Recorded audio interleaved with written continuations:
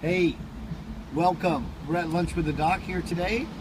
These are my reading glasses. When I'm looking at a menu, I'm putting these on because I want to know what's on the menu. You know what I mean? So, you don't usually see me in these. But we're at Gigi's Bistro. Bam, look at the logo right here. Look where we are. Show them, Raya. We're right on PCH right now in a beautiful tropical setting overlooking the Pacific Ocean. I also have my good friend Tom Hale here with us. Hello. Having lunch. Yes. And my son Raya. That was impromptu, huh? Yeah, impromptu. Just so happened we were walking up to start the show and have lunch. And then we said, Tom, what are you doing? And he goes, I'm going to lunch at Gigi's. I go, well then join us because we're going there too. This is the most notable person here in the restaurant. This is Hyundai. How are you? Good. Hyundai! And this is the big Gigi's Bistro menu. So this is why I brought these, because I have to read to see what all my choices are. Okay. So, I'm planning to make some changes. Yes. So I want to take your suggestions too. Oh, good. Good. So. You know, here's what we've been talking about, is there's so many people that are gluten-free because we know that the genetically modified foods and hybrids of wheat, even people that are corn sensitive, wheat sensitive, I have an autoimmunity condition and I can't have gluten or corn. So when I look at a menu, I got to read it real closely. And Hyundai is so health conscious, as you can see. She's health conscious, and so she wants to really cater to the community of people that are also concerned about inflammation and autoimmunity. You know, autoimmunity is a bigger problem in America than heart disease and cancer. Autoimmunity is far greater of a problem in America than either one of those conditions. So she and I figured we would talk today a little bit about what people are looking for, and if you guys are watching and you want to type in any questions about foods and allergies, food allergies, things like that, and what options you would have if you came to Gigi's, we can talk about that. So we have actually another menu, full gluten-free. Full gluten. Yeah. I've seen that one before. Can you bring that one out sure. too? We have one. So I wanted to, you know, just the fact that Tom is here and I have a chance to actually interview him. Tom has a hobby of swimming in the open ocean water, especially. Is it the colder the better? Sometimes. And so we're going to get to a little interview with him and even talk about his experience of going to Poland and going through Wim Hof's training and world record. Over how many world records does he have? 27. 27 world records this guy owns. And Tom went through a intensive training with him in terms of what the human body can actually do. So that's coming up a little bit later in the interview. He's nice enough to do it. Now, should we put in an order as well, real quick? Absolutely. Why don't we do that? All right. This is the gluten-free menu. Gluten-free, yeah. Check this all out. Salads, Check this out. appetizers. This whole thing is gluten-free menu, and then front and back, including pastas, including breads, all gluten-free stuff. I mean, basically, is there a problem being gluten-free at Gigi's? Nope, there's no problem. Yeah. I can.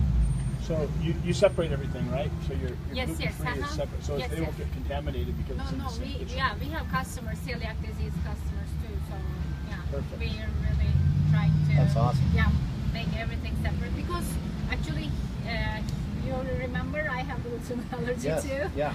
Also a little bit dairy, so I'm trying to separate everything too. That's and great.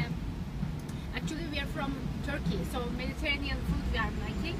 And Mediterranean diet is very strong diet too. I mean, we use a lot of olive oil, garlic in our food, and I really love it and suggest to my customers and my family, everybody. So I was thinking to make it in front of people, like the Mediterranean diet is really a good diet for your health and balance. Yeah.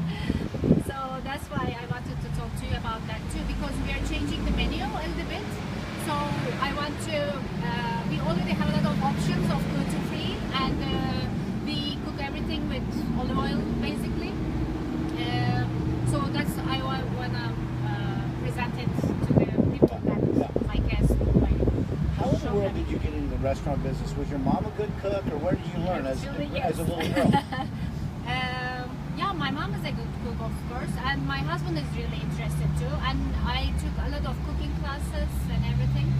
So I always wanted, but the kids were young back then in Turkey. So when we moved here, we decided to let's open this finally. Okay. And was your dad a good chef too? My dad, no. No. Just mom. My dad's father was a chef too. Oh, he was. Yeah. So that's been part of you being raised Yes. with good food around Yes, all the time. exactly. Yeah. Good. And same thing with my husband's family too. He is very interested too. He had his own business back then over there, but when we moved here, he was always interested in food, and his family background has these too. So we Restaurants. decided, yeah. You kind of grew up in the restaurant business. No, he didn't, but No. The good cooking. Yeah, good cooking. and back home, everybody cooks at home. Like we have a very traditional old dishes, and the Turkish kitchen is coming from Ottomans, and Ottoman Empire was like all over in Europe and even a little bit Africa, Iran, Iraq, all when they were so spread out. All the food is very combination with them. That's why all the food is similar with Lebanese, Greek, Turkish, Mediterranean. We're all kind of similarities, and Iran, of course, Persian food. I wanted to ask you, do you have moussaka that's gluten free or no? Yes, it's actually, we call it Ali Nazik. It's here. It's the ground beef on like a Bosphorus Strait. And was that when It's you in were Istanbul. touching? That was the Silfree in Iceland. We're back. Okay. All right. Tom, come sit over here for a second, would you? Okay. Tom, hop into the hot seat. Come on, give me the hot seat. Hop into the hot seat. Yeah. So, Tom Hale. Not expecting to be on camera right No, now. not at all. Yeah. Not ready. But I mean, you got your makeup is done. You Yeah. look perfect. Yeah. Got your hair did this morning. Yeah. Something like that. So, tell us, what is it that got you kind of interested in open water swimming? When did this all start?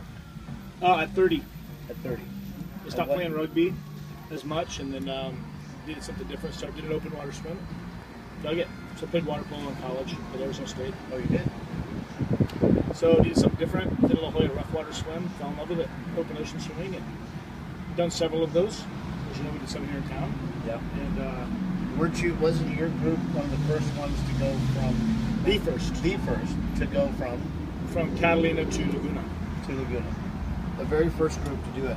Now, how many people you had? Kind of a We had rotating? 6, all Laguna people. We did And- 34 miles. And so 34 miles. Wow. So then each one of you guys, if you spread that into 6, that's basically almost 6 miles, 5.5 miles. Yeah, Per this was a person. nice swim. It was a fun swim. Yeah. Yeah, So about how- 18 hours. How did you do it? Did you guys 18 hours? Yeah. So full on darkness. Darkness. Yeah. Yeah. That's how you started. Yeah. And, Yeah, all and night. did you guys do it like in half-hour segments? Hour. Hour segments. So an hour at a time. Every 6 hours you're up again. Wow. Yeah, it was fun. Awesome. Fun. And then the Wim Hof deal was something that you just So recently Wim Hof, did I as did well. Wim Hof for ice swimming. I'm an ice swimmer. I swim around the world in frozen water. So we cut lanes out of the ice. Russia, Switzerland, Sweden, all over the world. Estonia. So they just like take a big saw, cut a spot out of the ice. Yes, and you then you cut guys the swim ice the with track? chainsaws and tractors and put the ice out, and then you get in your swimsuit, you put on your cap, and you get in the water and race. Holy smokes! So, Yeah. what size wetsuit do you wear? Yeah, this size. Yeah, I don't wear a wetsuit. You mean this size Yeah, of this size. wetsuit? A tiny little wetsuit. That tiny little Tiny wetsuit. little wetsuit. No wetsuit in the ice water, swimming for long distances. Like what is the average amount of They're actually sprints. their sprints? Yeah, up to 500 meters, So 500 meters sprint. and all the way down to 25 meters. So you swim. So yeah, it's so Water can be sub 20 degrees and well below freezing. It's moving. It's usually fresh water. Wow. Is there any like undercurrents in the lakes and stuff? Yeah, in fact, I was swimming in Skellefteå, Sweden last year. It was minus 25 C, and there was an undercurrent. And it's like swimming on the table. If you cut a strip out of the table, if you go under the ice, you're just gone. There's no way out. Yeah, right? So you get swept under. They usually put a net down there to catch you in case, but you're not allowed to go underwater. It's dangerous. Yeah. But the ice is usually several feet thick, so like swimming in the frozen, just a frozen. So do people ever get to the point where it's like, get me out of here?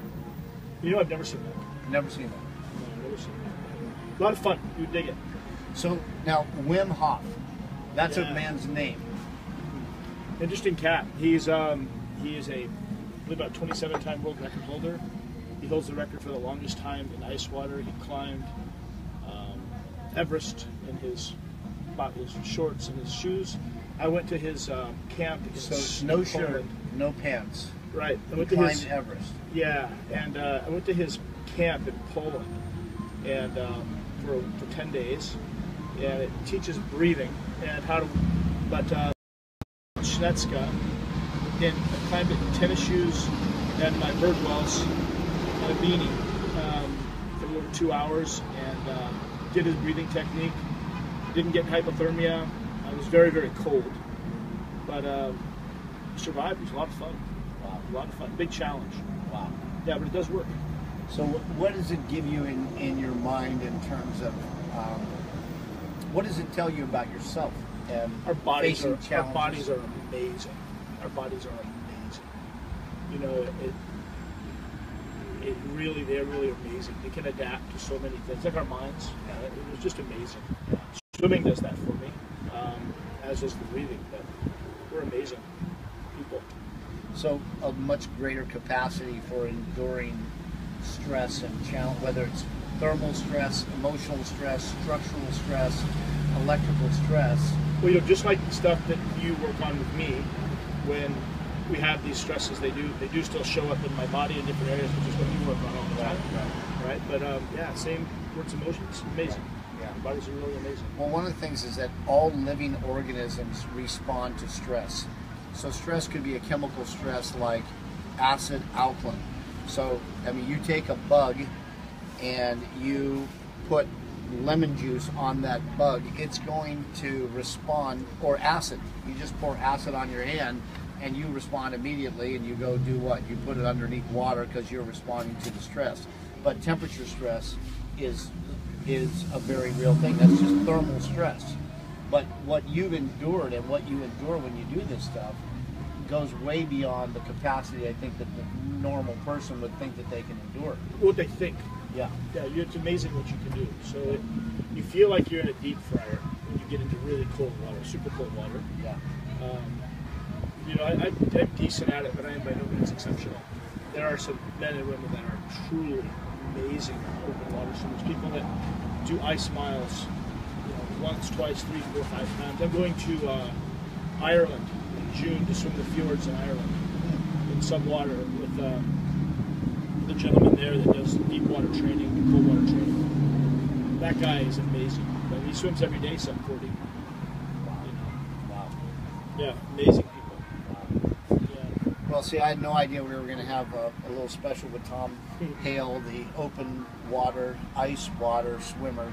And How about that, of Laguna, maybe? yeah, All of Laguna. Yeah, probably, yeah. Okay. You're the guy. You're the Iceman of Laguna. I guess so. Yeah. Yeah. But no, a lot of fun. A lot of fun. I do love it. It's been able to travel the world with it and see some amazing places and things. And Awesome. it's been a blessing. That's awesome. As are you. Yes. All right. As are you. Thank you. Well, thank you. Ryan. Thank you. So the other part we're going to do here today is we're going to eat, and we've got some good food coming. And consider Gigi's as an option. We keep on rotating around through the different businesses and restaurants through town, and we find interesting people to interview. Handi's heart for good food and taking care of people and really giving good service is an amazing gift. And she asked me to come over here today and talk about what can we do to improve our menu for people who have dairy sensitivities or gluten sensitivities, corn sensitivities, things like that. So that's what we're going to do after we're signing off. And Ryan, any questions that you were thinking about for today? No? You're just glad to come here because you like eating here so much. And there's and the company's paying for lunch. So Ryan definitely likes these lunch with the dogs once a week. Free lunch. All right, we're signing off. Dr. Gary Arthur, chiropractic doctor in Laguna Beach for 31 years now. We're in 1987, and it's great. Hey, one other thing. People are getting well. It's so awesome. Like, we just did a re-exam on a woman, and you should see the change in her x-rays. You should see the change in her symptom levels. I mean, she's so much better. It's amazing.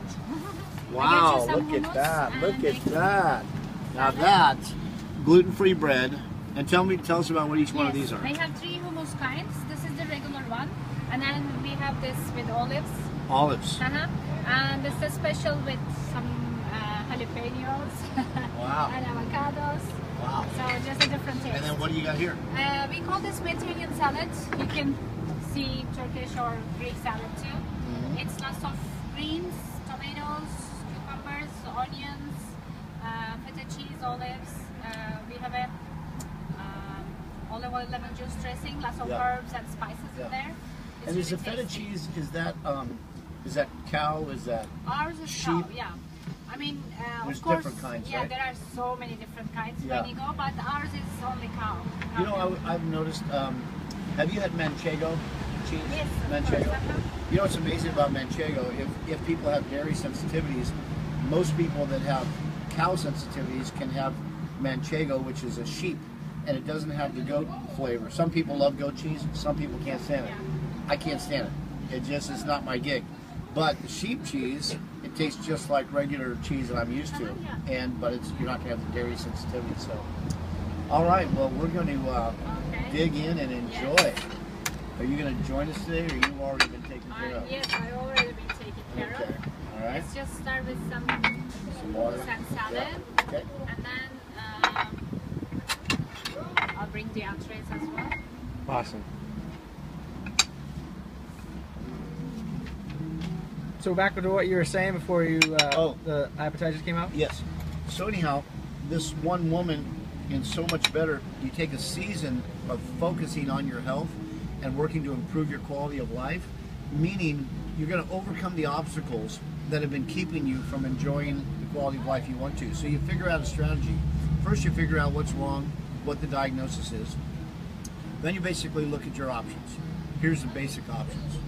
Do nothing and let it continue to go. Number 2, mask your symptoms with some pain medications or some drugs. Number 3, go find someone else's system and see if that makes sense to you.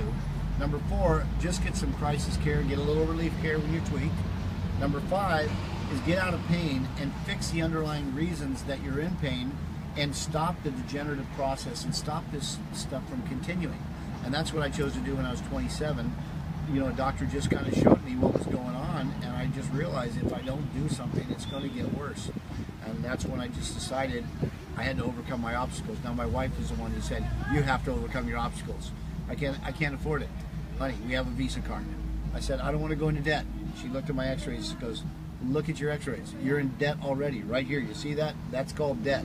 Wouldn't you rather work your way out of that debt than the other debt? So I couldn't say no. I just said yes to my health, and 9 months later, you see my before and after x-rays are pretty amazing. But it's doable. The thing is, it's doable. Most people can fix their body and get a whole new quality of life. Just like this gal, we talked to her about what she did today, and she's phenomenal. She wants to start a second season because she's not done getting better yet. Once a person levels off and if they don't improve all the way and that they're not getting any better, then we say, okay, let's just stabilize it here. It's a lot like orthodontics for your teeth. If you decide, hey, I have great value in having a beautiful smile, or I want my kids to have a beautiful smile and not have all crooked teeth. Well, then you decide to make the investment, and you show up at the orthodontist every week, and they tighten them up, and then little by little, you retrain the teeth, and then you basically take those off. You wear your retainer at night, and guess what? You got a beautiful smile. But it's because you valued it. So you have to value it enough to actually do the work. If you want to fix your body, you gotta do the work. That's just the reality. So anyhow, if you're feeling a little bit challenged with anything, just, I don't know, just see if it makes sense to you that you want to really turn things around. And if you do, come see us. I'll do a courtesy consultation for anybody.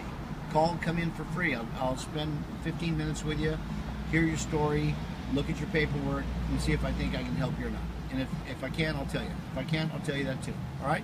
Signing off. Another Lunch with a Doc. Thanks for joining in. We'll see you next time. Awesome.